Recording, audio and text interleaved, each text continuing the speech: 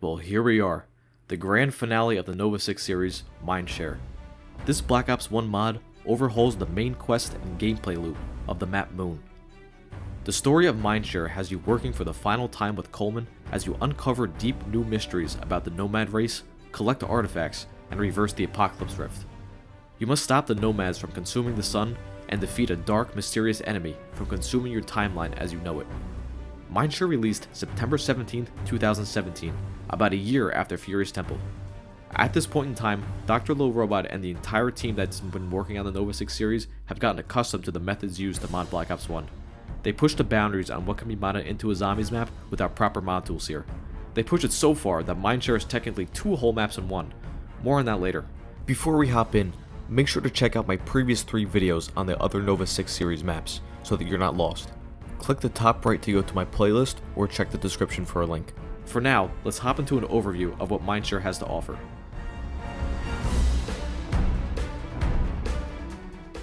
Mindshare shakes up the gameplay of Moon to its core. The No Man's Land area is pretty similar, except it has no perks in it. Speed, Cola, and Jug are placed into the main map. The thing is, this is the last time you will see No Man's Land for the rest of the game. You can't use the teleporter to get back. Now you might be asking, how am I going to pack? Don't worry, Pack-a-Punch cycles through 4 different locations in the map. One is where the Simon Says computers are, right outside of spawn. Another is near a door in the biodome. And lastly, there are locations both inside Tunnel 6 and Tunnel 11. Turning on power is a much more involved process in Mindshare. There are 6 solar generators at each main location in the map. It costs 500 points to activate and will spawn solar zombies that you must kill to charge the generators. The original Moon power switch turns into a life support activation switch, only usable after completing the solar generator next to the pyramid. A main component of Moon are the excavators that come down and disrupt map flow by blocking off areas. But on Mindshare they aren't even on the map, so there's no need to worry about them.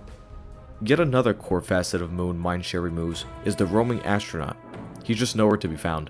Instead, the special enemies are the Nomad drones that show up periodically and have their own max ammo rounds.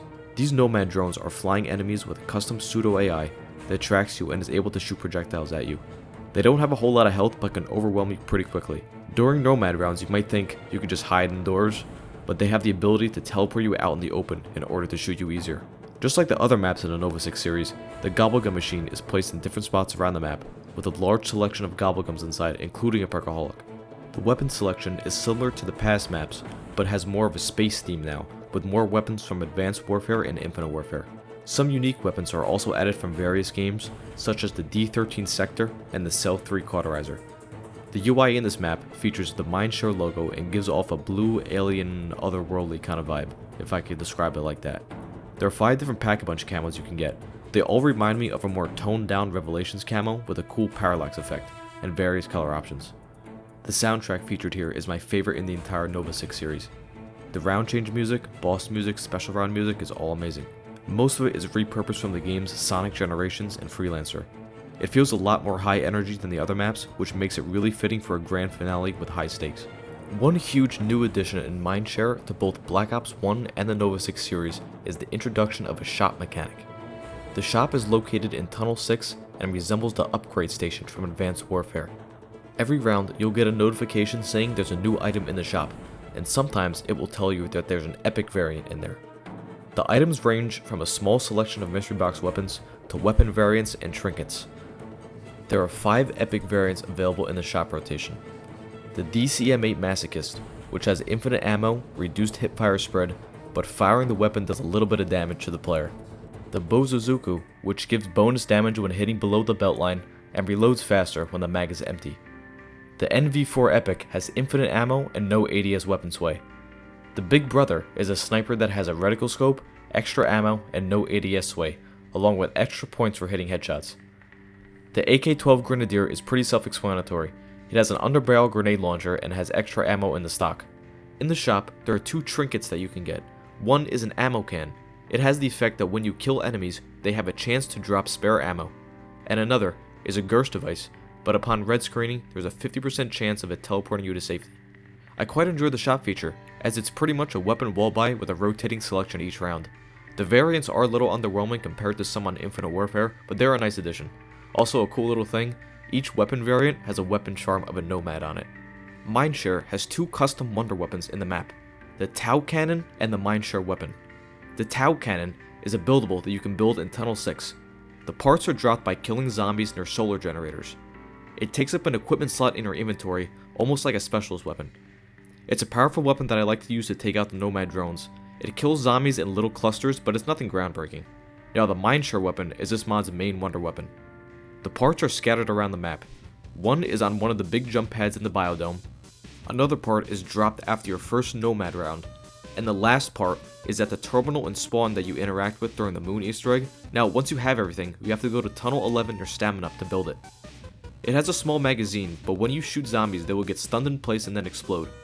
The Pack-a-Punch version adds a turned effect to the weapon, allowing you to have an army of Mindshare zombies fighting for you. Now that we've gone over the main gameplay changes, it's time to take a dive into the main quest of Mindshare.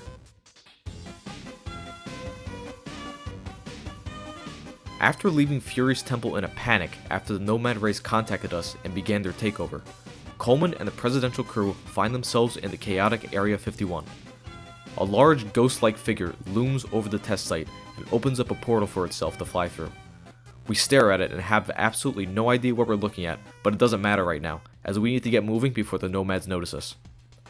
At Area 51, there's a teleporter that we can use to take us to the Alta Research Complex, a high-tech, futuristic facility on the moon.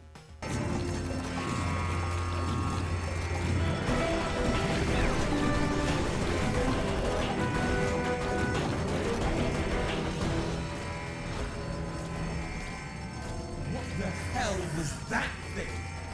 First the entire Nomad race, and now this? We have to find somewhere to run. It's only a matter of time before the Nomads notice we're here. Once there, we notice the life support systems are down, so we have to put on a PES. Around the complex, there are a bunch of solar generators to activate to give power to the surrounding area. So on one hand, we have an alien race bent on consuming our solar system. And on the other, we have a terrifying interdimensional creature that's tearing apart time and space. Let's worry about the Nomads first, huh? Small steps. As we progress deeper, we come across a room with a large pyramid. Once power is on in this room, we can turn on life support back for certain areas. At this base, we learn a lot about the mysterious Nomad race. They're a species that can communicate entirely telepathically and have extremely advanced technology, powered by the raw energy of stars. With this advanced technology, they have taken over the human race and turned them into zombies in order to use our sun as an energy source. Somewhere around the complex, there's a crystalline object that has the power to absorb the energy of our sun, and the Nomads are here to find it. Cullman tells us that our goal is to find this object, which is known as a power cell, to modify it from absorbing energy from stars to absorbing energy from Nomads. This power cell combined with the Apocalypse Rift from Fury's temple is our ticket to sending the Nomads back to where they came from. Nomad technology is really interesting. I mean, talk about solar power, it is powered entirely by the raw energy of stars. Fascinating. There's a crystalline object the Nomads seem to be searching for. It's an artifact so powerful that it has the ability to absorb the energy of stars. This artifact, it's called a power cell, well, in English anyway. Our goal here is to modify the power cell in such a way that it can absorb power from Nomads. Then, once we combine its power with the Apocalypse Rift, it'll pull all of the Nomads straight back through the rift, sending them back where they came from. As you progress through the rounds, the Nomads telepathically speak to you, telling you their goals and about how they have watched the Omnipotent One, who we can only assume was a giant space ghost monster. The Nomads mentioned it was created by the Dam Kavash to watch over and manipulate the universe. It was banished by the Dam Kavash to our universe after their power became uncontrollable, so the Nomads simply followed it, harnessing the remains of its destruction. They insist that their invasion is the only way to save our universe from the Omnipotent One. This world become ours. No cock-a-doodle-doo. We have watched them. The Omnipotent One. The invader of your universe. They were created by the Dom Kavosh, a sentinel to watch over their universe. to learn and gather. They travel between time, between space, manipulating the universe. Their power became uncontrollable. Their creators banished them into yours universe. Ours follows silently behind, harnessing the remainders of the destruction in its wake. Yours universe is a victim of their self-obsession. Now let me pause here and say that the Dom Kavash part really came out of left field. I feel like the Nova 6 series had a pretty straightforward story up until the Flowey fight, but now there's so many things going on it's getting a little tough to follow. Anyway, I looked up what the Dom Kavash is, and they're from the game Freelancer, released in 2003. I'm not going to go into any of the lore from it because I'm not sure what parts overlap, and it really doesn't matter for the Nova 6 series. I'm just going to base the story on what they tell me in game. Once you complete the final solar generator, the Space Ghost monster appears again, flies over the map, and goes back into the portal. Cullman notices that every time it rips through space-time, it brings corrupted pieces back from where and when it traveled to, which corrupts our universe. This explains why the Nova 6 series is taking place to begin with. This universe is corrupted, and all sorts of things aren't where they're supposed to be. Cullman implies the Space Ghost monster is actually Dr. Robot himself. But for now, the more pressing matter is the Nomad problem. Got your gobble right here, freaks. Every time it tears through space, it brings out corrupted pieces of the point in time it travelled from, which in turn is also corrupting our universe. That must be how we got stuck here, in this strange, mashed up universe. Different technologies, different times. That's how you found me at the Cosmodrome, and how I had memories of things that had never actually happened to me. If that thing can control time and space, then that must be... No, it couldn't be. That makes him so much more powerful than I possibly could have imagined. No! We need to focus on the Nomads. We place the Nomad meteor into the pyramid and then shoot it with a Mindshare weapon. The Nomads scoff at us, saying we're not a threat to the Great Light. It looks like there's a slot in front of this pyramid.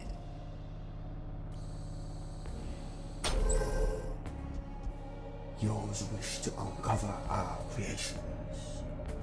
For what purpose? Can we charge it somehow? Nomad artifacts require an immense amount of energy to function. We play a game of Simon Says with the pyramid. Fun fact, the sequence where it shows the color order to hit the computers is straight from Zombies in Spaceland and Infinite Warfare. Yours efforts are worthless. Empty threats to the Great Light. Aha! You got it! That is loud! What's it doing? After completing the game, the pyramid fully opens and the power cell begins projecting a beam of light into space.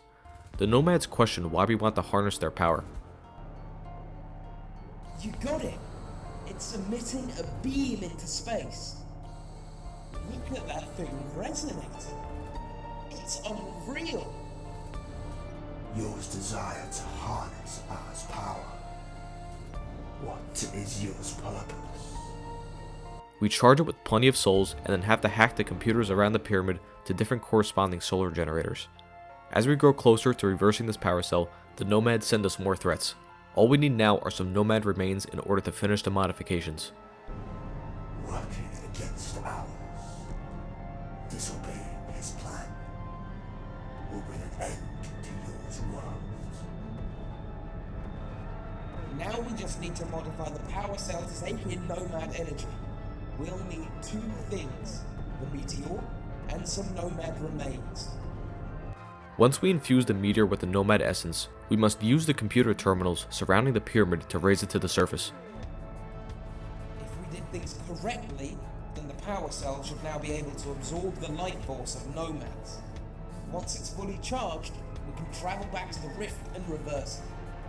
We're going to need to raise the power cell above the surface. I'll need you to activate the terminals as they turn green. Activate the computer! Yours ignorance of ours world is unacceptable. Unwanted. According to this, all we need to do is power up the superconductors and fill the power cell with Nomad energy. Then we can revert the rift and free ourselves from this universe. Once there, we have to fill it with Nomad energy and power up the superconductors on the surface in order to invert the Apocalypse Rift. Yours extermination begins now. The harnessing of your great light must commence. It's the Marduk! Take cover! The Nomad mothership named the Marduk rolls up on us, trying to stop us and harness our sun. It releases an army of Nomad drones to try and take us down. After a few minutes of surviving, while we let the power cell charge, we go try and grab it. Out of nowhere, a Nomad drone snags it from us and takes it to the Marduk as it flies towards Earth, ready for its harvest. Grab it! Grab the power cell! Hurry!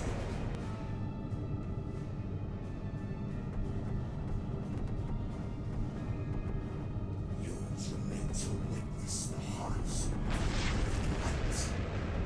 Ours find gratitude in yours assistance.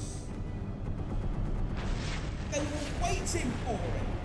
Oh, if they activate that power cell, we'll lose the sun! We will literally freeze to death! Just hold on, I'm looking around. Right, records indicate that there's 4 Jackal fighters stored in a hangar beneath the receiving bay. I hope you're good pilots. Things are looking pretty grim at this point, but Cullman searches through some files and sees that 4 Jackal ships are stored in a hangar nearby ready for us to use. As we make our way to the receiving bay to locate the ships, the Space Ghost monster appears and eats Cullman alive. We are powerless as Cullman is sucked up screaming for help. There's only one thing left to do: start flying. No, it's got me! Help me!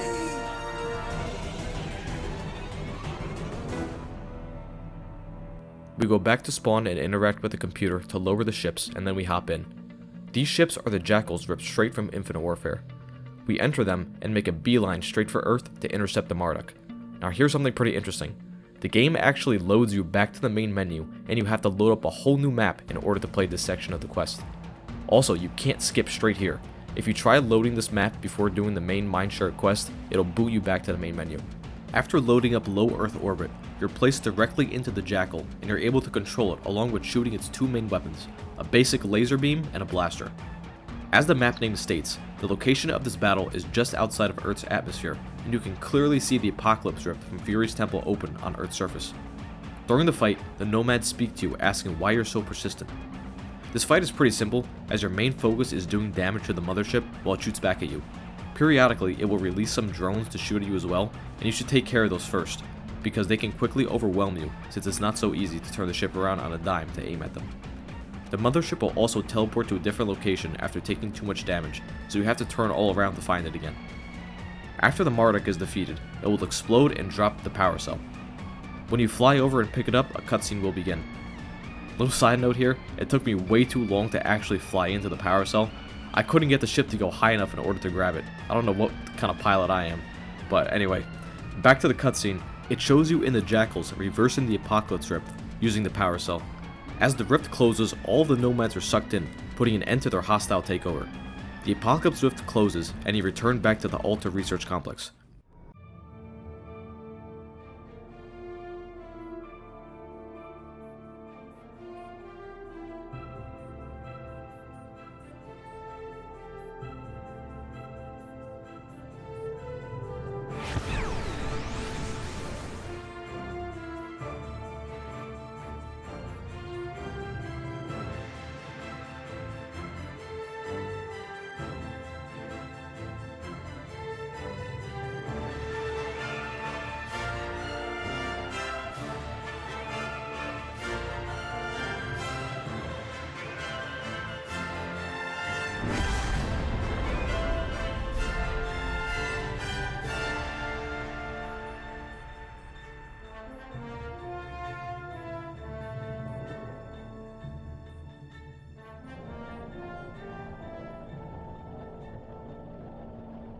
But wait, isn't there someone we're forgetting?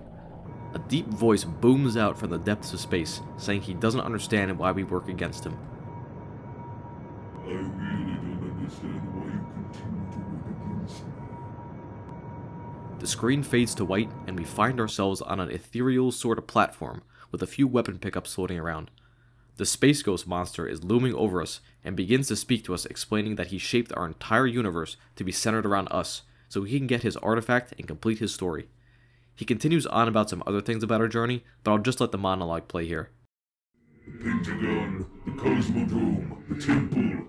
I gave you so many chances! A sensible person would have given up by the third one. But once I learned that you could help me find the Nomad artifact, well, I had to finish my story. You know, I changed your entire universe to be centered around you. You, the stars! Isn't that what all you humans want? To be the center of attention, the key to the big picture. It's really astounding how much effort you put into resisting my plans. Honestly, it's kind of admirable. But where did you expect to go? Disobeying me has clearly only brought you to an even worse fate than you could have possibly had before. Do you really dislike the idea of being a part of my stories? Living for eternity, exploring the worlds I created for you? But every single time, you felt like you should succeed. I didn't really expect you to even be capable of it, but you did it anyways. I'll applaud you for that at least, but it was clearly a fruitless endeavor. Ultimately, it simply led to you delivering one of the most powerful artifacts the car had ever created straight into my grasp. You really did mess up by opening that rift, bringing the car out, revealing the location of the artifact. There was nothing good out of it. The defeat of the dimensional nightmare was probably the most unexpected thing that has come out of you so far. But it obviously didn't get you anywhere. Now you just ended up here, the bridge between universes, the end of your existences. There's not much else you can do at this point.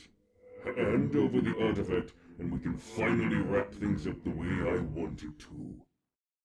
He wants us to hand over the Paracel, rather, his artifact, in order to finish his story. So we gear up with the weapons provided and use the Fury Song swords to expel their energy into the artifact. We send him the artifact and he transformed into an ultra version of himself. He says it's time to end this the right way, and a boss cutscene plays that reveals he's called the Time Eater. It's time to try and put an end to all of this.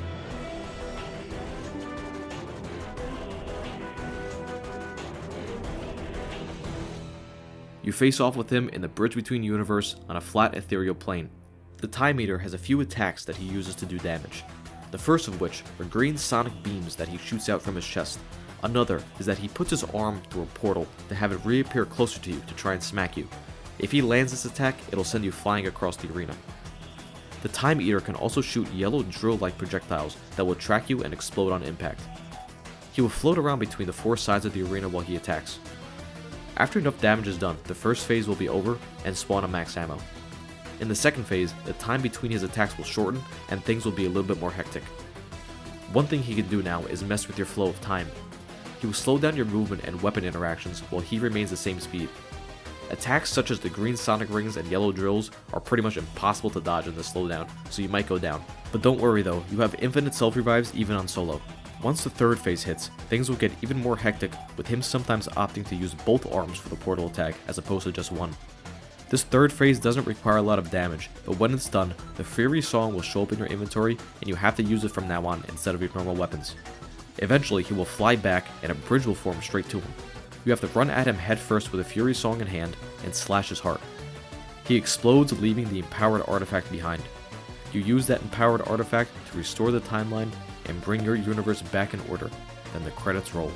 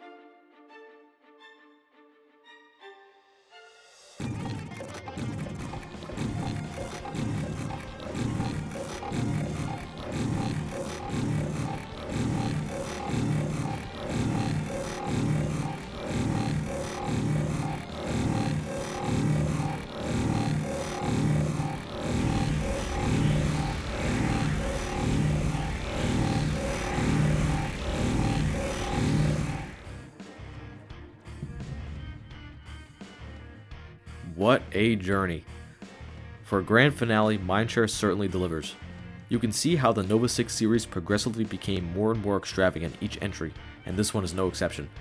The Easter egg is simple and has some enjoyable hacking and Simon Says sections, which keeps the vibe of the original Moon Easter egg. Speaking of the vibe of the original map, I personally love the changes that were made to the astronaut and excavators. It does make the map a little bit easier, but a lot less annoying. Now I know that's probably a hot take, and I can understand why some of you would miss these features, as they are what made the map Moon what it is. But you must remember, this isn't Moon, this is supposed to be a whole new experience. The story gets a little nuts here, but since it's the last map, might as well go all out and make it interesting. But the lore behind the Nomads being possibly tied to Freelancer just makes it a little bit confusing. If I had the choice, I would have given them a different backstory, but in the big picture it doesn't really matter since they're dealt with quickly. The shop is a great addition, even though the variants are a bit underwhelming. I did have some problems with crashes while trying to play through the Easter egg, but it was no worse than BO4 on launch, so that's fine. My experience playing was fantastic, and this mod is 100% worth getting your friends together and reinstalling Black Ops 1 for. Before we wrap up, let's pour one out for our GOAT, Cullman, man. Rest in peace.